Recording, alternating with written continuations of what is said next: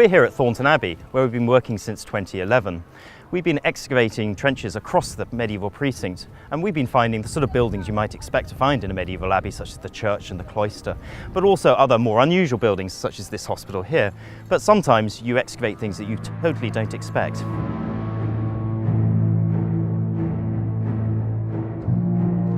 Last year, we started excavating a trench right here. We were expecting to find a large medieval building, but instead, to our complete surprise, we found a huge medieval mass grave, a big rectangular pit containing rows of women, men, and a large proportion of children. There are very, very few medieval mass graves that are known throughout England or even Northern Europe. So in this location, it's a completely unique find. Although we're still working on this, it's very early days, we're beginning to get some idea about why this mass grave is here. It's radiocarbon dated to the 14th century, and it's perhaps no coincidence that's a period when the Black Death was sweeping across Europe. When we've finished digging here at Thornton, we'll take all the skeletons back to the laboratory.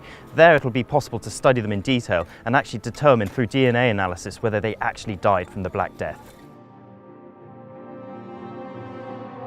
Once skeletons are returned to the lab, we start properly learning who these people really are.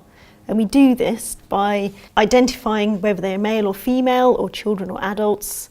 And then we start to investigate the diseases that they may have lived through, such as metabolic diseases like rickets, scurvy, or degenerative changes to the skeleton.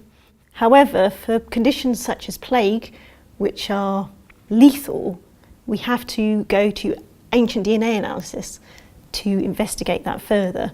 And we hope from using this combined approach of osteology and the chemical analysis that you'll get a proper idea of who these people were, how they lived, and why they ended up buried as they were at Thornton Abbey.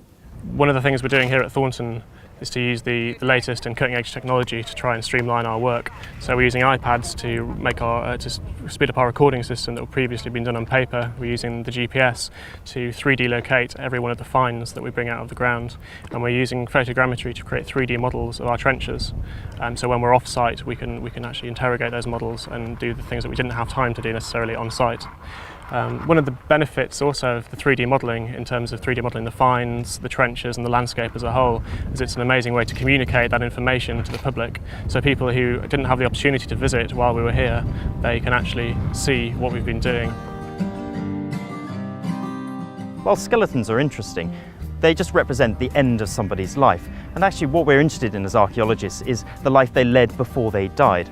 One of the ways we can connect with that is through the everyday objects they left behind. One artefact we found yesterday was this little pendant. It's a towel cross, and it was found in the hospital building just over there. This was a pendant that was used by some people as a supposed cure against a condition called St. Anthony's fire. This is, in modern day science, is probably a variety of different skin conditions, but this would have been an effective form of medieval healthcare. Before we came here, this was just an ordinary green field, grazed by sheep for hundreds of years. But like many fields across England, as soon as you take away the turf, layers of history can be revealed by archaeology.